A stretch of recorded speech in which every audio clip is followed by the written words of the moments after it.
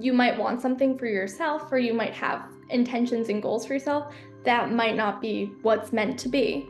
And it's okay to know that that's not God and Jesus's plan for you, and that ultimately whatever is going to happen is what he intends to happen, and it's going to lead to so many more beautiful, bright, and happy things. I'm Izzy. I am 17 years old. I go to Our Lady of Good Counsel High School in Olney, Maryland. I'm really involved with our faith groups such as XBSS and campus ministry, and I'm also involved in my church faith formation group outside of school and student council in school, a lot of stuff. Yeah, you're a very busy person. What do you like to do for fun when you're not doing 15 different things? My favorite thing to do for fun is probably just spending time with my family. I know that's a little corny, but I love to hang out with my mom and we watch TV shows together, and it's nice to just have good quality time. That's not corny at all. That's good. What shows you like to watch? Oof, we've got a lot of shows. Right now, we're watching Landman. It's very good. But our favorite's Golden Girls or Gilmore Girls. Can't go wrong with either of those. I've never well, I act like I've seen them. I've not seen either of them, but that's awesome. It's always good to spend time with your family. So yeah, you mentioned how you're involved in campus ministry in school, faith formation out of school. Let's zoom out big picture and talk about your faith life in general. I assume it's been something lifelong throughout your life. Talk a little about how you kind of got into your faith and what you kind of do today, whatnot. With my faith, it surprises a lot of people when I tell them that I really wasn't very spiritual and religious before I attended public Catholic high school. I had attended predominantly public schools, and I was raised Roman Catholic. I went through the sacraments, but I didn't really discover my faith and my passion for it until I became involved through all the things at my school. So with XBSS and campus ministry, I just really discovered how important it is for me to like dedicate time to my faith. And it's something that I'm really passionate about because my faith is something that brings a lot of people together. And knowing that my belief and my aptitude for love and God's love is something that's so expandable beyond myself is something that's really important to me. So just growing in my faith has been something that's been more recent, and it's something that I'm really proud of and I really love. Now, for people who don't know, what is the XBSS? So XBSS stands for Zavarian Brothers Sponsored School. So I'm a Zavarian Brothers Sponsored School student leader, and we help to organize masses, we organize retreats, and it's something that I really love doing because I get to be involved in the small ways that make a big difference. And yeah, it's really important and fun for me. Do you like those more behind the scenes roles? Although XBSS, there's some, in front of the scenes roles too, but do you kind of like working behind the scenes to kind of get things going? Yeah, definitely. I do student council too, and I'm very behind the scenes with that because I think I've definitely grown in my confidence through high school. So I've done a lot of public speaking, that sort of stuff, but I like to do the behind the scenes things.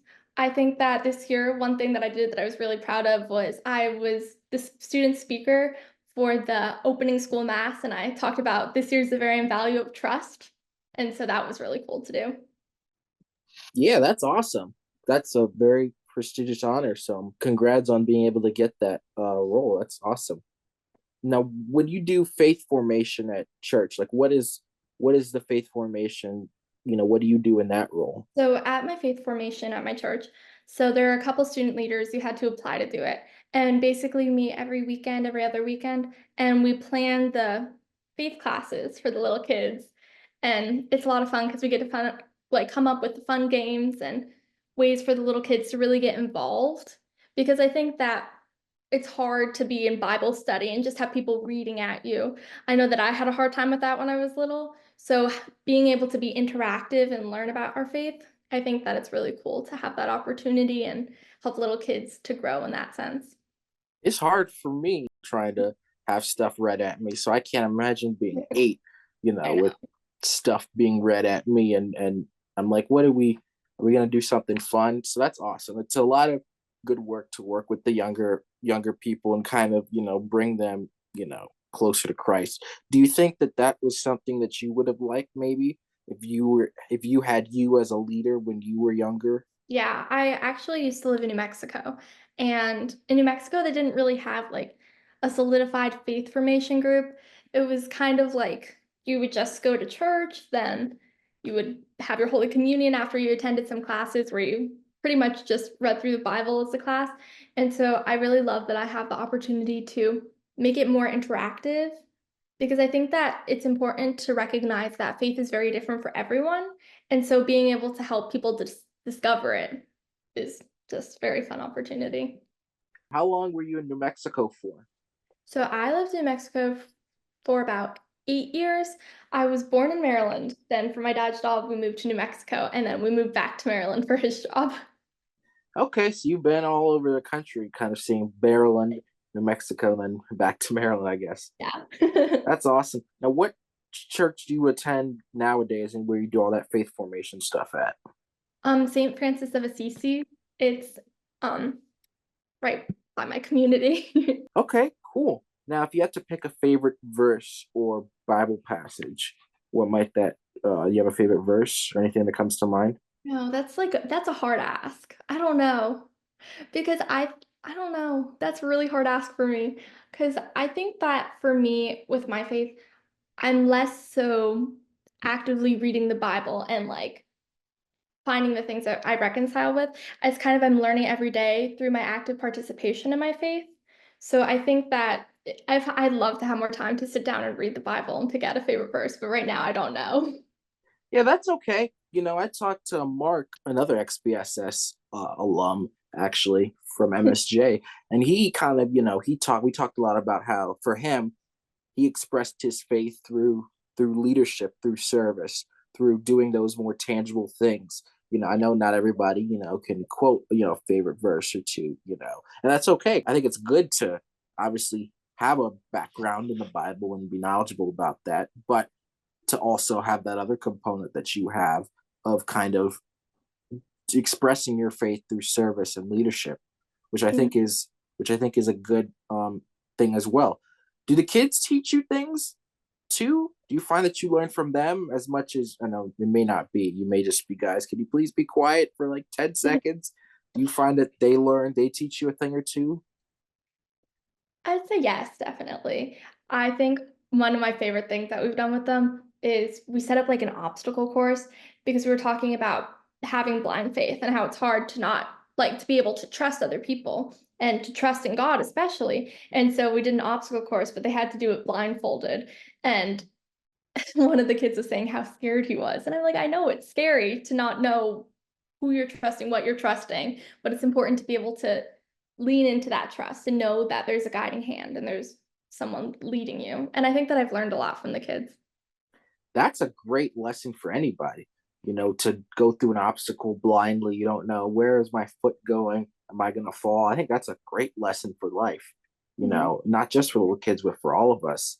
Wondering where I have that issue too. Where am I going? I'm trusting you, God, but I don't. I this doesn't feel right. I don't feel comfortable. So Mhm. that's a great lesson for sure. And it's good that they're learning it at a young age. So hopefully, we'll be able to be with them, you know, in the form of the obstacle course, they can have that memory.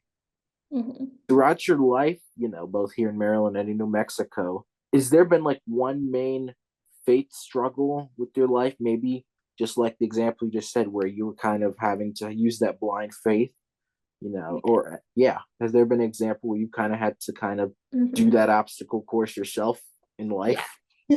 So when I was 7 years old, my grandma, who was my best friend, she was diagnosed with cancer. And I remember just someone who had always been there for me, watching her just slowly like fade away. It was absolutely heartbreaking. And I didn't know how to navigate it, like what to do. And it was a really hard time in my life also with my faith because I was going through the process of getting having my Holy Communion, and she actually passed a week before my communion. And it was really hard just knowing that that was a time in my life that I was supposed to be, very active and involved in my faith. But then there's something so horrible going on, and there was nothing I could do about it. And so I think that that was probably the hardest time with my faith. And I struggled with believing in God's plan when the person who I loved the most had passed and was no longer with me. So I think that that's probably been my hardest faith obstacle. Oh, I'm sorry to hear that. Thank you for sharing that. I think I can't imagine, when you're going through something, like you said, when you're supposed to have faith. But yeah, yeah, God, it's hard to have faith when I got all this other stuff going around. But Mhm. I don't want to say it was a, hopefully you were able to kind of, you know, you had that experience, and then you could kind of refer back to that as, when you go through something more difficult in life. But that's, yeah, I'm sorry that that happened. But Thank you. yeah, Yeah.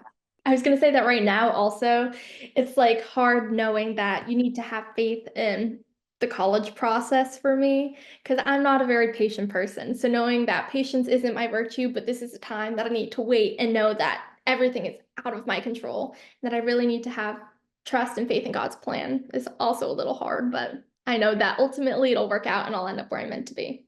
exactly.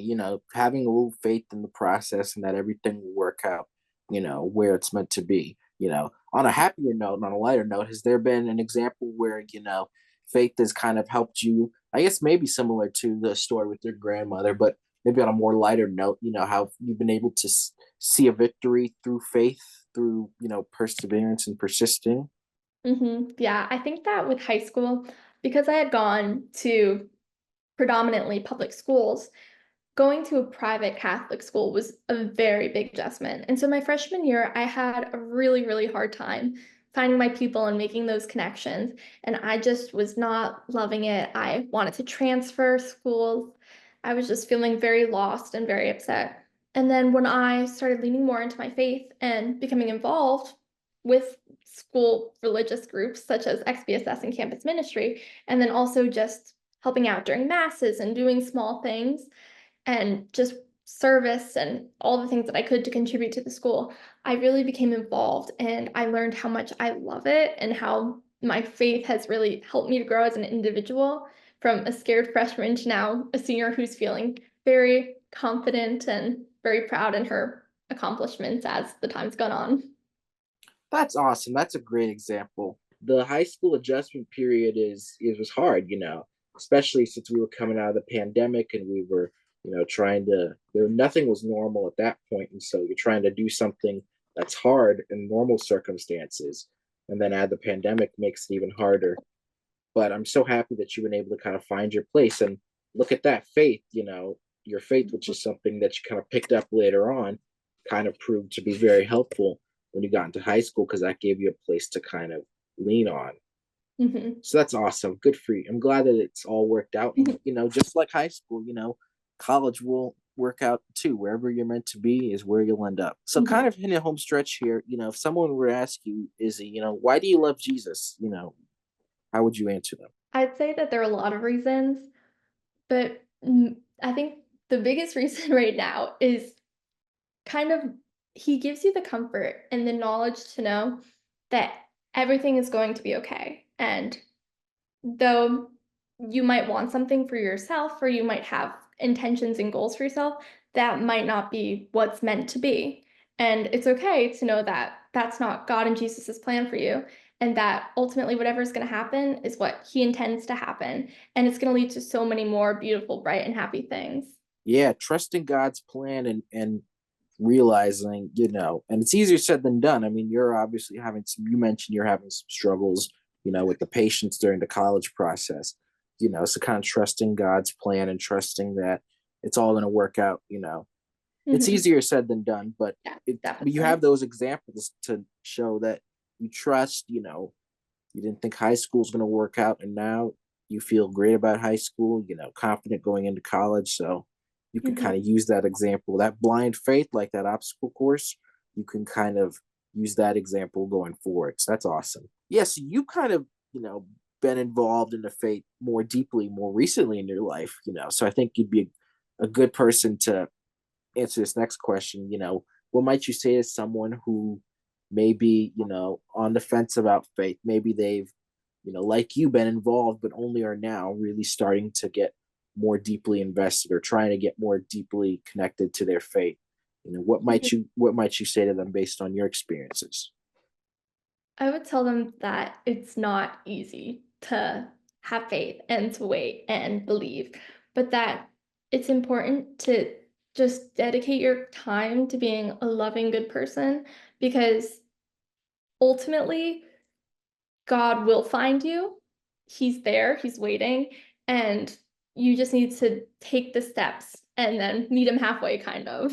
And I think that it's hard not knowing, but by continuously taking every day, step by step, and just trying your hardest to be the best version of yourself, I think that'll ultimately bring you to where you want to be with your faith and bring you closer to God. And all that relates to that value that you gave that talk about, which is trust. How did you kind of encourage them to have trust? Did you give them any suggestions or anything to how they can trust in whatever they're going through? I think that, well, me personally, I know I have trust issues. It's hard to know and put all of your, just put everything into one person and be confident that they'll follow through with the things that they say they're going to do.